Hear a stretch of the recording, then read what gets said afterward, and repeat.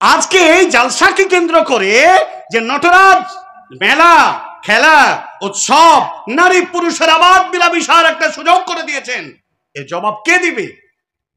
শুধু জালসা জৌলুস দিয়ে হাদিস আর কোরআন শুনবেন তা হয়? একদিকে কোরআনের বাণী চলবে, একদিকে কোরআনের তেলাওয়াত চলবে, আর একদিকে জাম্পিং চলবে, একদিকে নাগিদুল্লাহ চলবে, একদিকে ঝুলুর চলবে, একদিকে বেলুন ফাটাবে, একদিকে নারী পুরুষের অবাধ সম্পর্কের এক ছুটাছুটি চলবে। এই হাদিস কোরআন শোনাচ্ছেন কাকে? আমি প্রথমত এই জালসা জৌলুস মসজিদের উন্নতি কল্পে, মাদ্রাসার উন্নতি কল্পে অহরহ জালসা হচ্ছে। এতে মানুষের এই মাহফিল দিয়ে, সুর দিয়ে আর গলা বাজিয়ে জনগণকে জমায়েত করে বক্তব্য রেখে সমাজের ততটা আমরা ফল পাচ্ছি না। কেন? এই বহরমপুরের আন্ডারে, হরিহরপাড়ার আন্ডারে, দৌলতাবাদের আন্ডারে, বেলডাঙ্গার আন্ডারে, নওদার আন্ডারে, দমকুলের আন্ডারে, আরো যদি বলা যায় অনেক থানা ব্লক বলা যাবে, প্রচুর গ্রাম আছে। কত জালসা হয়, এরপরেও কেন সমাজের উন্নয়ন হয় না? জালসা দিয়ে সমাজের উন্নতি হচ্ছে না কেন? যদি উন্নতি না হয় তাহলে জালসাকে পরিত্যাগ করে অন্য পদ্ধতি অবলম্বন করতে হবে, যাহাতে মানুষের হৃদয়ের পরিশোধন হওয়া, যে প্রোগ্রাম দিয়ে হবে তেমন প্রোগ্রাম আমাদেরকে অ্যারেঞ্জ করতে হবে। কিন্তু আমি এর যে লাভ না হওয়ার আমি তিনটি কারণ খুঁজে পেয়েছি। এক, আমি এই কথাগুলো ফেসবুকের পেজেও ছড়িয়েছিলাম। আমি বলেছিলাম বক্তা খোঁজে টাকা। এই যারা বক্তব্য একটা আজকেও আসবে, এই বক্তারা টাকা ছাড়া আর কিছু বোঝে না, কথা ঠিক কিনা? সমাজের যত জালসা জৌলুস হচ্ছে, বক্তা যাদেরকে আমরা করছি আগেই কন্ট্রাক্ট। কত টাকা লাগবে? বলে হুজুর আপনাকে আমি জানুয়ারি মাসের 28 তারিখে রাজদরপাড়া একটু ডেট দিতে চাচ্ছি। বলে খালি আছে? বলে জি খালি। থামেন ডায়েরিটা দেখি। ডায়েরি দেখলো, বলে খালি আছে, ডেটটা নোট করুন। তো ঠিক আছে তাহলে আসবেন। বলে একটা কথা ছিল, বক্তা বলছি। বলে কি কথা? বলে এত দূর থেকে যাব, একটু মোহরানাটা যদি একটু মিটিয়ে নিতেন, মোহরানাটা যদি মিটিয়ে নিতেন। তো বলে কত? বলে ক্লিয়ার করেই নিন না। বলে কত? বলে আপনার কত লাগবে আপনারটা খুলে বলেন। বলে আমি 20,000-এর 1 পয়সা কমে আসি না। বলে আমরা মসজিদের উন্নতি বহু কষ্ট করে এখান থেকে ওখান থেকে চাঁদা কালেকশন করে একটা মসজিদ করেছি, তার কিছু কাজকর্ম বাকি ঋণ হয়েছে, তার জন্য একটা জালসা। আপনি 20,000 টাকা নিলে আর কি করে হবে? বলে একটু কম করেন। বলে মক্তব মসজিদের অনেক মৌলবি আছে, তাদের নিয়ে বানিয়ে নেন। পশ্চিম বাংলার মাটিতে এমন কোন বক্তা নেই যারা পেশাধারী বক্তা, বিনা পয়সায় বিনা কন্ট্রাক্টে আসে না, হাতে গোনা কয়েকজন বাদে। নিয়াত যদি তোমার বিলাকি পয়সা লুটার নিয়াত থাকে, তাহলে তোমার মোহরের দানা যদি তোমার মুখ থেকে নির্গত করো, ওই হাদিস আর কোরআন দিয়ে একটা মুমিনের হৃদয়ে আসার পড়বে না, কাজে লাগবে না। বক্তা খোঁজে টাকা, পাশাপাশি কমিটিও চাইছে যে জালসা দিতে গেলে একটা নামি দামি ভাইরাল বক্তা দরকার। এজন্য যার বেশি প্রচার প্রসার, যে বেশি পীর পূজারী কবর মাজারের বিরুদ্ধে বলে হাইলাইট হচ্ছে, এই বক্তাকে আমাদের দরকার। বক্তা খুঁজে টাকা, কমিটি খুঁজে ভাইরাল বক্তা। 3, আমাদের মতো অধম শ্রোতা আমরা খুঁজি সুর। তাহলে কি করে আসবে অন্তরে হৃদয়ে হেদায়েতের নূর? এই 3টি সমস্যা আমাদের মাঝে। নির্লজ্জভাবে যদি কমিটি সেরকম আলোচক খুঁজতেন, পাশাপাশি যদি শ্রোতারা তেমন আলোচনাকে মূল্যায়ন করতেন, বক্তা যদি নির্লজ্জভাবে পয়সা যা দিবে, আল্লাহ যেটা আমার কিসমতে লিখেছেন যেটা দিবেন সেটাই আমার রুজিকে বারাকা হবে, এমন নিয়ত দিয়ে যদি আসতো, তাহলে আমাদের সমাজের উপকার হতো। কথা ঠিক কিনা? যারা বলেন। এজন্যে আর একটা বড় কারণ, আরো তিনটি কারণ আমার জানা আছে। আজকে এই জালসা, আমি তো মনে করি আজকের যে জালসা দিয়েছেন, আমি জোর গলায় বলতে চাই, কমিটি আছেন, সভাপতি আছেন, আমার উস্তাজুল মোকাররম ইমানি সাহেব, ওনার কাছে আমি পড়েছি, উনি আছেন, তথা অত্র এলাকার ব্যক্তিত্ব মহোদয়, সম্মানের পাত্র যারা রয়েছেন তারা রয়েছেন। আজকে বলুন, আজকে এই জালসাটা কেন্দ্র করে কত ফজল আপনারা খরচ করেছেন, এর জবাব কি দিবেন? আজকে এই জালসাকে কেন্দ্র করে যে নটরাজ মেলা, খেলা, উৎসব, নারী পুরুষের আবাদ বিলাবিশার একটা সুযোগ করে দিয়েছেন, এর জবাব কে দিবে? শুধু জালসা জৌলুস দিয়ে হাদিস আর কোরআন শুনবেন তা হয়? একদিকে কোরআনের বাণী চলবে, একদিকে কোরআনের তেলাওয়াত চলবে, আর একদিকে জাম্পিং চলবে, একদিকে নাগিদুল্লাহ চলবে, একদিকে ঝুলু চলবে, একদিকে বেলুন ফাটাবে, একদিকে নারী পুরুষের অবাধ সম্পর্কের এক ছুটাছুটি চলবে। এই হাদিস কোরআন শোনাচ্ছেন কাকে? কেন এত মাইকের প্রয়োজন? যদি এই মাইকের আওয়াজ দিয়ে যদি মানুষের কান পর্যন্ত না পৌঁছায়, দরকার কি ছিল? বন্ধ করে দিন এই সমস্ত প্রোগ্রাম। যে সমাজে যে প্রোগ্রাম দিয়ে মানুষের হৃদয় পরিবর্তন না হবে, মানুষের অন্তর যদি পরিশোধন না হয়, মানুষের অন্তর যদি পবিত্রতা না হয়, তাহলে সে জালসা জৌলুসদের লাভটা কি হবে? বরঞ্চ আসামির কাতারে পরকালের মাঠে দাঁড়াতে হবে। এই জন্য জালসা কমিটি, বক্তা, শ্রোতা, অত্র এলাকার যারা দায়িত্বশীল রয়েছেন প্রত্যেকে হুঁশিয়ার। আমি আজকে প্রত্যেকটা লিগেলি কথা আপনাকে বলে যাই, আখিরাতকে আপনি ভয় করুন। আমার স্যার যতক্ষণ বক্তব্য রাখলেন আমি সমস্ত বক্তব্যগুলো শুনতেছিলাম, এত দামি দামি কথা বলতেছিলেন। আসলে একটি কথা হলো, মানুষ যদি বুঝে নেয়, মানুষ যদি জেনে নেয় যে এই বিষয়টা, যে বিষয় সম্পর্কে আমার অজানা, আর সেই বিষয় যদি মানুষ বুঝে নেয়, জেনে রাখবেন, বুঝে যদি আমল করে, তাহলে এই আমল আল্লাহর দরবারে কবুল হবে। আপনি বুঝেন না, আকসার লোকেরা নামাজ পড়েন, অধিকাংশ লোকেরা নামাজ পড়েন। আমি নদিয়া জেলায় আমার জীবনের ফার্স্ট এন্ড লাস্ট একটা মসজিদ আমি 4 বছর ইমামতি করেছিলাম। দারসে নিজামিয়া মাদ্রাসায় শিক্ষকতা করতেন, তখন আমার 900 টাকা বেতন। এতে কি হয়? তো একটা মসজিদে ইমামতি করলে আমাকে দেবে ওই 2100 টাকা। আমি লুফে নিলাম। 900 কোথায়, 2100 কোথায়? 2007 সালের কথা বলছি। আমি 2005-এ ফারাগাত করেছি, ফাজিলাত করেছি আমি 2005-এ।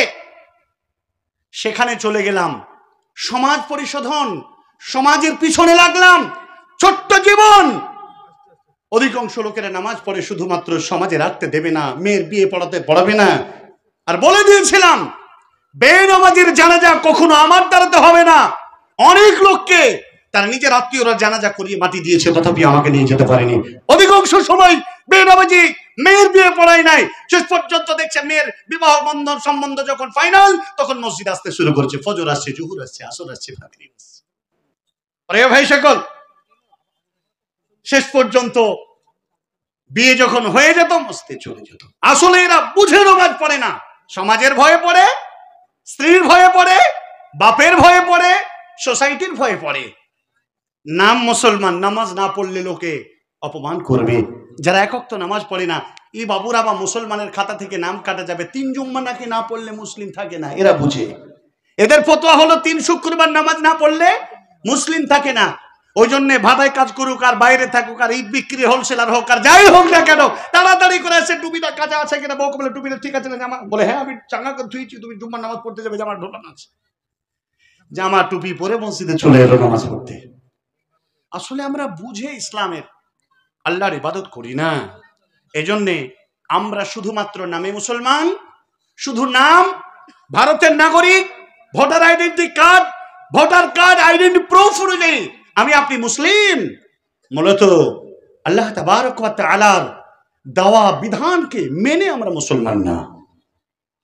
আমি আপনার সামনে যে পবিত্র কোরআন তেলাওয়াত করেছি, তার আগে কিছু কথা আমি বলি। এখন আপনি যারা বসে আছেন, শুধু আব্দুল্লাহ, আব্দুর রহমান, আব্দুল সাত্তার বললেই কি আপনি মুসলমান হয়ে যাবেন? আমার স্যার একটি কথা বলেছিলেন, বাকি অংশের কথাটা বলবে, আমি সেই কথাটা আপনাকে বলছি। একটি কথা স্যার বললেন, এ কথা ধ্রুব সত্য, যারা সালাত আদায় করে না তারা মুসলমান না। আল্লাহর কসম করে বলছি মুসলমান না। হাদিস তিরমিজি, সুনানে তিরমিজি, হাদিস নাম্বার 2641, বিশ্বনবী জনাবে রাসূলুল্লাহ যারা বলেন সাল্লাল্লাহু আলাইহি ওয়াসাল্লাম, আল্লাহ রাসূল বলেছেন, ক্বালা আহাদুল্লাযী বাইনানা ওয়া বাইনাহুম আস-সালাত ফামান তারাকাহা ফাকাদ কাফারা। রাসূল বললেন, তোমাদের মধ্যে আমাদের মধ্যে একটা ইকরার, প্রতিশ্রুতি, আহাদ, সেটা হলো সালাত। তোমরা সালাত আদায় করো না, আমরা সালাত আদায় করি। যারা সালাত আদায় করে না আর যারা সালাত আদায় করে, শুধুমাত্র যারা সালাত আদায় করে তারা মুসলিম। আর জেনে রাখবেন, ফামান তারাকাহা, যে ব্যক্তি এটাকে ত্যাগ করে দিল, এটাকে ছেড়ে দিল, ফাকাদ কাফারা, নিশ্চিত ছিল কি আল্লাহকে অস্বীকার করলো। প্রিয় ভাই সকল, এই জন্যে প্রথমত আপনাকে জানতে হবে, বাপ দাদার নেশাল অনুযায়ী মুসলমান। আসলে মুসলমানের ফ্যাক্টরিতে জন্ম নিলে অটোমেটিক মুসলমান। আরে আইসক্রিমের মধ্যে ছোট আইসক্রিম হোক আর বড় আইসক্রিম হোক, ওকে কি অন্য কিছু বলবে নাকি? মুসলিম সমাজে মুসলমানের ঘরে জন্মগ্রহণ করে ছোট থেকে বড় হয়ে কিশোর বালেক শেষ পর্যন্ত 30 বছর বয়স, 40 বছর বয়স, তারপর আপনি কিন্তু মুসলমান। এটাই মানুষেরা জানে। আচ্ছা, এখানে যতগুলো লোক আছেন, একটু কথা বলেন তো, যে আপনারা সবাই মুসলমান তো নাকি? যারা বলেন, কষ্ট করে হাত তোলেন, যারা মুসলিম তারা হাত তোলেন। মাশাআল্লাহ, হাইয়াকাল্লাহ, হাত নামান। ওয়াইয়াকুম জাকুমুল্লাহ খাইর ফি হায়াতে হাসানা মিজানাতিক মুসাওয়াতুকুম নূর ইয়া সুরুর। মাশাআল্লাহ, আপনারা সবাই মুসলিম। ওয়ালাকিন যারা 5 ওয়াক্ত নামাজ পড়েন শুধু তারা হাত তোলেন। যারা নামাজ পড়েন না, মিথ্যা করে হাত তুলবেন না। হাত কিন্তু প্যারালাইজ হচ্ছে ব্যাকুটি। আচ্ছা, হাত নামান। আচ্ছা বলেন তো, প্রথমবার হাত তো শ্বাস হ্যামড়া যতজন ছিলেন সবাই তুললেন, আর এখন তুললেন না কেন? আবার বলছেন মুসলিম। আমি হাদিস আগেই বললাম, ফামান তারাকাহা ফাকাদ কাফারা। এই যারা নামাজকে ত্যাগ করে দিয়েছেন, ছেড়ে দিয়েছেন, তারা কুফরি হালাতে আছেন, এখনো কাফের হালাতে আছেন, আপনি মুসলমান না। মানুষ মুসলিম, কিন্তু প্রত্যেকে আমরা মুমিন নই। কথা ঠিক কিনা? সবাই মুসলমান হতে পারে, কিন্তু সবাই মুমিন হতে পারে না। মুসলিম আর মুমিন অনেক পার্থক্য। মুসলমান কাকে বলে? মুসলমান সেই নিজের হাসি, কান্না, দুঃখ, বেদনা, সর্বত্র যা কিছু সব সুপ্রদ করে দিয়েছে কার কাছে? আল্লাহর কাছে। একজন মুসলিম কারো সঙ্গে যদি ভালোবাসা গড়ে, সেটা আল্লাহর জন্যে, আর কারো সঙ্গে যদি ভালোবাসা ছিন্ন করে, সেটাও আল্লাহর জন্যে। মহান আল্লাহ রাব্বুল আলামিন যারা কমপ্লিট মুসলমান, তাদেরকে আল্লাহ তাবারক ওয়া তাআলা এত সুন্দর ভাষা দিয়ে তাদেরকে আখ্যায়িত করেছেন। আল্লাহ বলছেন এদেরকে মুমিন বলেছেন। আবার আল্লাহ রাব্বুল আলামিন সূরা আল মুমিন, সূরা নম্বর 23, আয়াত নাম্বার 1 থেকে 7 নম্বর আয়াত পর্যন্ত পর পর এই মুমিনদের ডেফিনেশন দিয়েছেন। যারা মুমিন তারা পরিত্রাণ লাভ করেছে, তারা কামিয়াব। আল্লাহ রাব্বুল আলামিন বলেন, ক্বাদ আফলাহাল মুমিনুন, মুমিনরা পরিত্রাণ পেয়ে গেছে। যদি আমরা দৃষ্টান্ত দেখতে চাই, আশারায়ে মুবাশশারা 10 জন সাহাবা পার্থিব জগৎ থেকে জান্নাতের সুসংবাদ পেয়ে তারা গেছেন, দুনিয়া ছেড়েছেন, দুনিয়াতেই তাদেরকে জান্নাতি ঘোষণা করা হয়েছিল। মহান আল্লাহ তাবারক ওয়া তাআলা এই মুমিনদের গুণ বা সিফাত কোন গুণে গুণান্বিত হলে তারা পরিত্রাণ লাভকারী হবে, পরিত্রাণ পাবে, এরা কারা চিহ্নিত করেছেন আল্লাহ পবিত্র কোরআন সূরা আল মুমিনুন, সূরা আল আনফাল, সূরা নম্বর 8 আয়াত নম্বর 2। মহান আল্লাহ তাবারক ওয়া তাআলা তিনি বলছেন, বিসমিল্লাহির রহমানির রহিম, ইন্নামাল মুমিনুনা আল্লাযীনা ইযা যুকিরাল্লাহু ওয়াজিলাত কুলুবুহুম ওয়া ইযা তুলিয়াত আলাইহিম আয়াতুহু যাদাতুহুম ঈমানা ওয়া আলা রাব্বিহিম ইয়াতাওয়াক্কালুন। যারা মুমিন এদের কাছে আল্লাহর জিকির আজকার যদি বায়ান করা হয়, এদের হৃদয়টা ভাইব্রেশন হয়, এদের হৃদয়টা থরথর করে কাঁপে। কেন কাঁপে? এত ত্রাস কেন? প্রকম্পিত দিল কেন? পার্থিব জগৎ এমন একটি ঘাটিয়া জায়গা, শয়তানের আগ্রাসন। পার্থিব জগতে সুদ, ঘুষ, নারী, দুনিয়ায় শয়তানের অপকর্মে যদি জড়িয়ে গিয়ে আল্লাহর সঙ্গে যে গভীর ভালোবাসা, এটা কোনো ক্রমে নষ্ট হয়ে যাবে নাকি, এই ত্রাসে তাদের ভিতরটা থরথর করে কাঁপে। আল্লাহ তাবারাক ওয়া তাআলা বলছেন, ওয়া ইযা তুলিয়াত আলাইহিম আয়াতুহু যাদাতুহুম ঈমানা ওয়া আলা রাব্বিহিম ইয়াতাওয়াক্কালুন। যতগুলো লোক বসে আছেন সবাই যদি মুমিন মুত্তাকি পরহেজগার হন, তাহলে কোনদিন কোরআনের বাণী, হাদিসের বাণী এটা শুনে আপনি কখনো ক্লান্ত হবেন না, আপনার হৃদয় কখনো এলে যাবে না। মনের খোরাক, মনের কি মানে ঈমানের যে খাবার, হৃদয়ের যে খাবার, এটা হলো আল্লাহ তাবারাক ওয়া তাআলা কালামুল্লাহ তেলাওয়াত।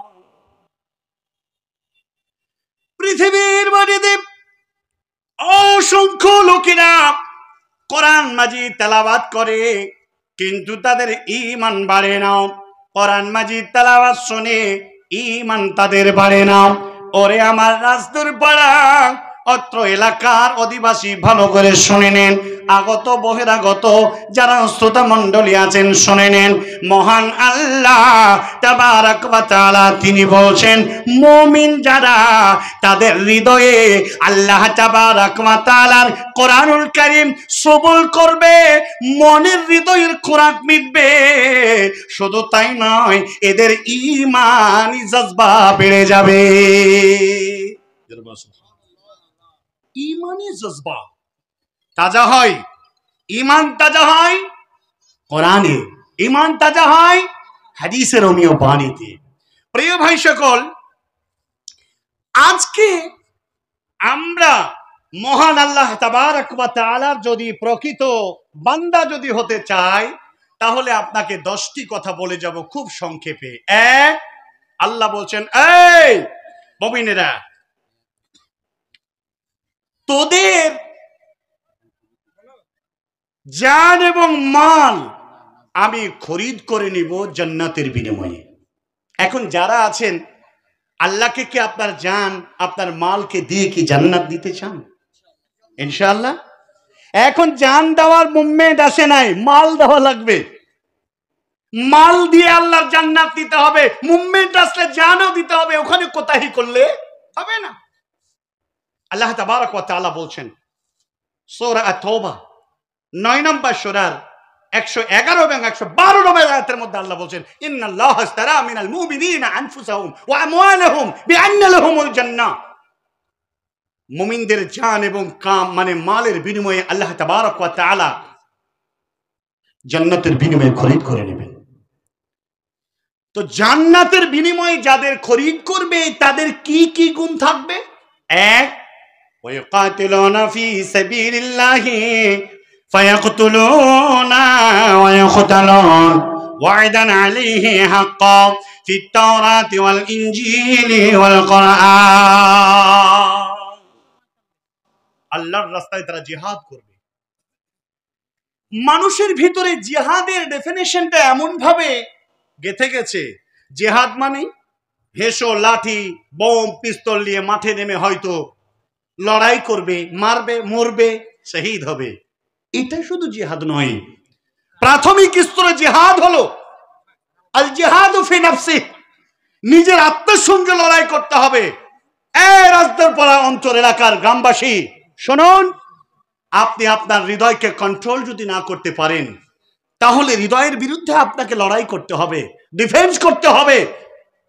পরিবারের মধ্যে আপনাকে হক সুপ্রতিষ্ঠিত করার জন্য লড়াই করতে হবে।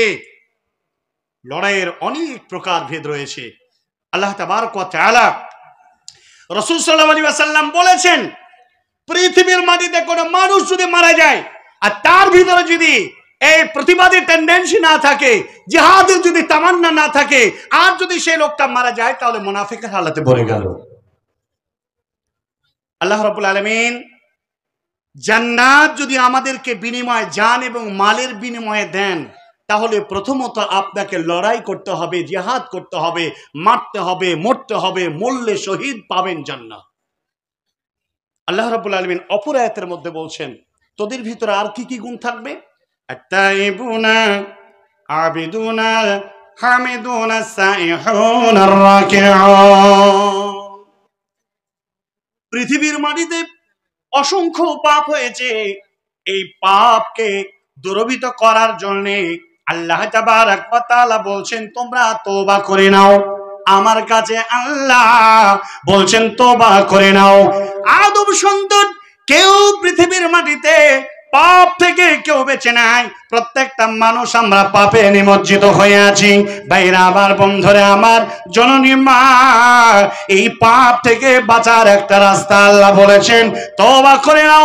পবিত্র কোরআন আর একটি জায়গায় আল্লাহ বলেছেন 66 নাম্বার সূরা আত-তাহরিম আয়াত নাম্বার 8, আল্লাহ বলছেন ইয়া আইয়ুহাল্লাযীনা আমানু, হে ঈমানদারেরা, তুবু ইলাল্লাহি তাওবাতান নাসুহা, তোমরা তওবা করো আল্লাহর নিকটে।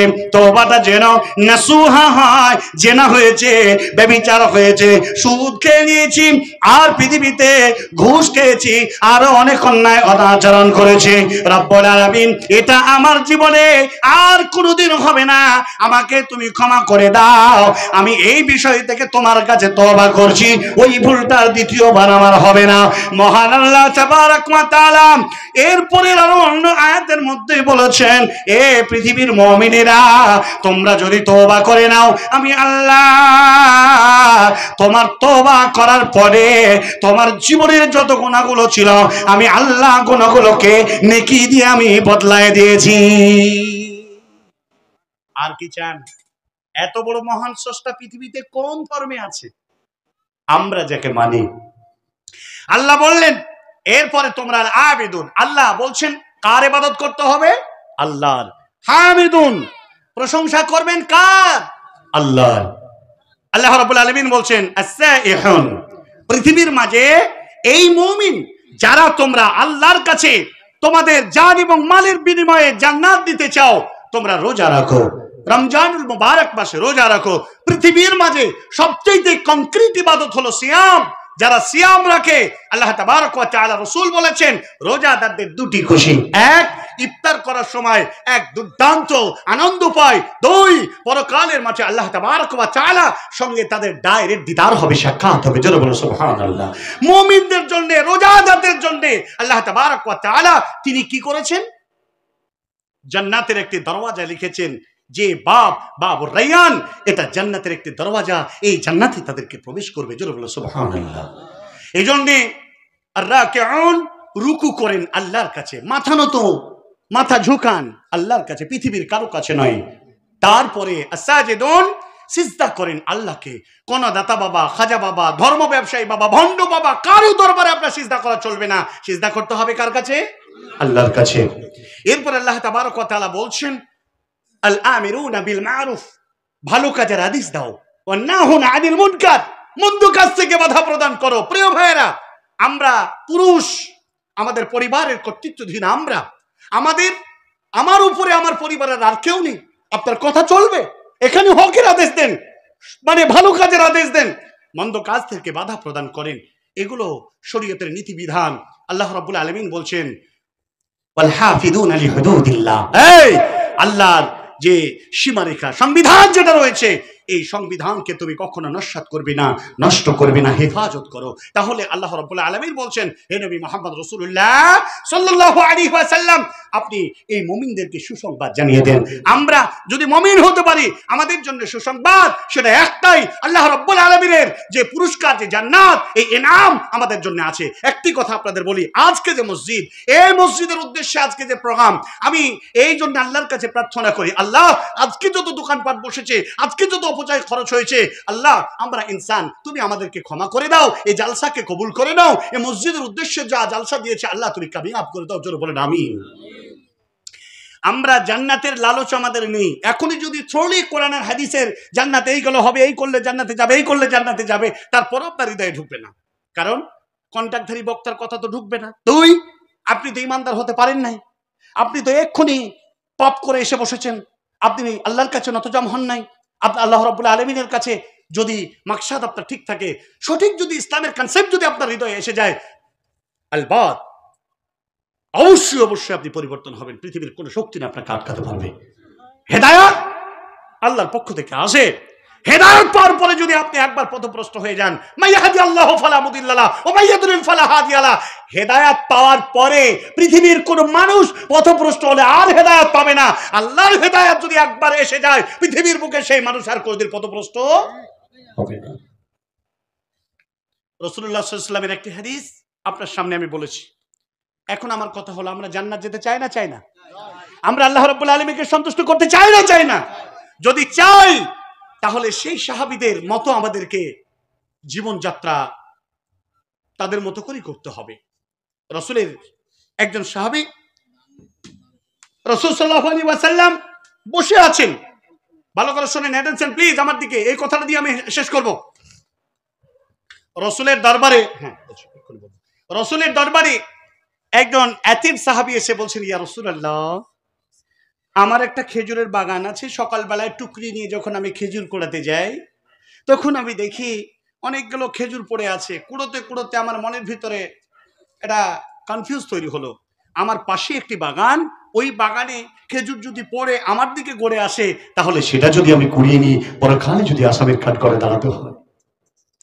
আমি ভাবলাম এই বাগানকে আমি প্রাচীর দেবো। পাশের বাগানের ভাইয়ের এমন একটি সীমানা একটা গাছ যে প্রাচীরটা আমার সোজা হবে না। রাসূল আমি অনেক বুঝিয়েছি, গাছটা কেটে নাই। আপনি একবার যদি তাকে বলেন এই গাছটা একটু কেটে নিয়ে আমার প্রাচীরের ব্যবস্থাটা করে দেয়, চরম উপকৃত হব।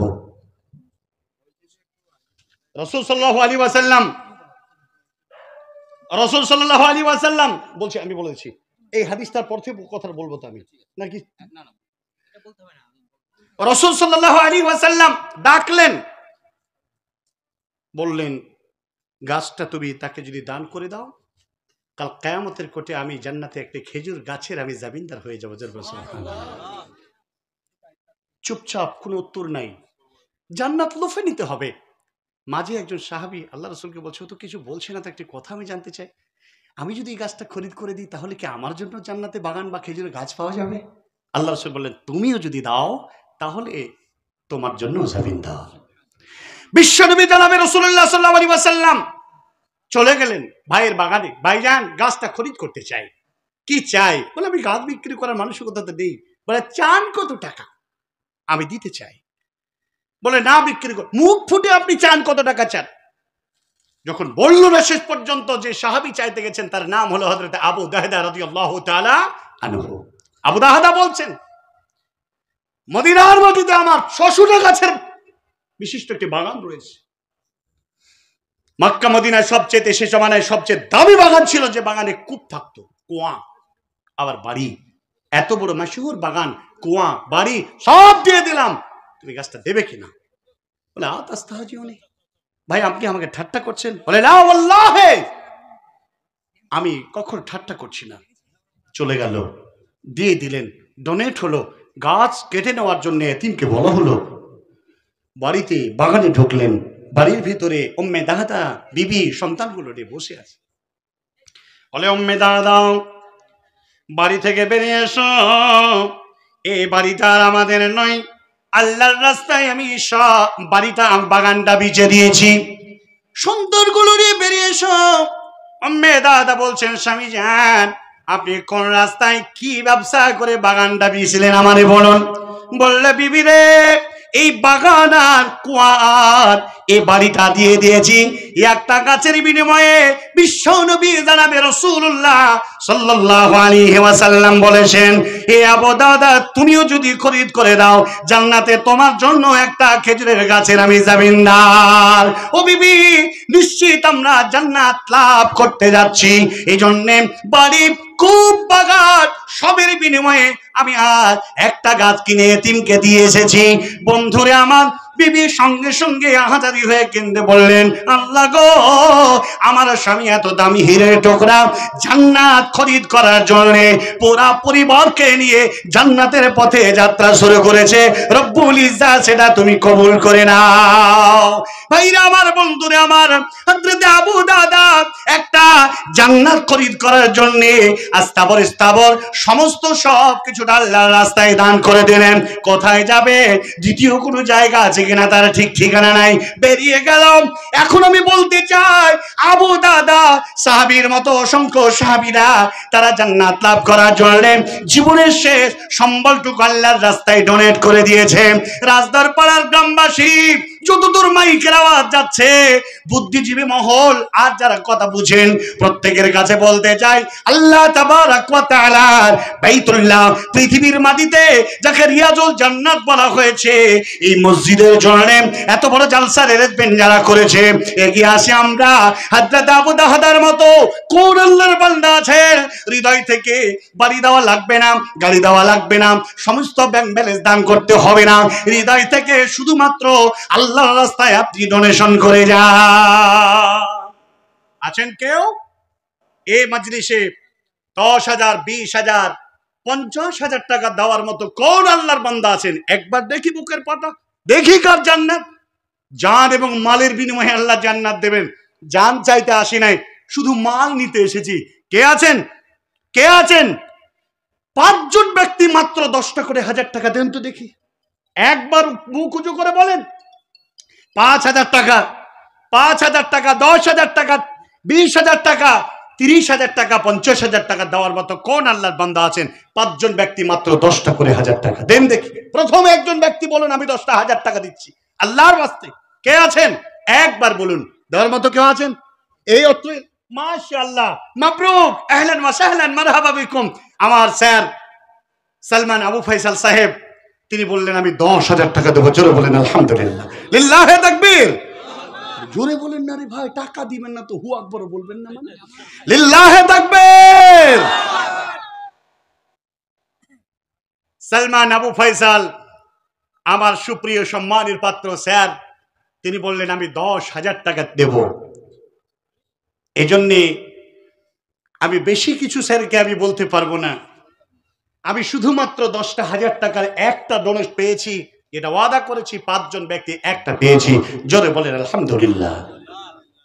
বিশেষ করে স্যারের জন্য দোয়া করব, আল্লাহ তাবারক ওয়া তাআলা যেন স্যারের সকল উদ্দেশ্যকে তুমি লিল্লাহিয়াতের জন্য কবুল করে নাও।